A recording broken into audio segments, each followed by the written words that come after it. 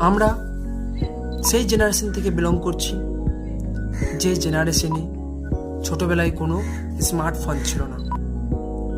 পরীক্ষার আগে বাড়ি থেকে বেরোতে দিত না। কোনো যদি ভুল করতাম সবার সামনে উত্তম মধ্যম দিয়ে দিত।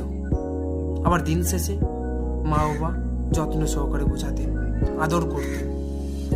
তখন হয়তো জিনিসগুলো খুব খারাপ লাগতো, মনে হতো খুব রুট, খুব কঠিন।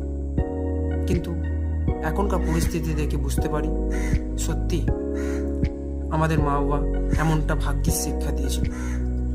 আসলে এখনকার ছেলে মেয়েদের জীবন অনেক যান্ত্রিক হয়ে উঠেছে, মোবাইল ফোনে বন্দি হয়ে পড়েছে, জালে বন্দি হয়ে পড়ছে। অতএব আমাদের জীবনটা, ছোটবেলাটা অনেক প্রকৃতির মধ্যে দিয়ে কাটিয়েছি, আনন্দ সহকারে কাটিয়েছি, হই হুল্লোড় করতে কাটিয়েছি।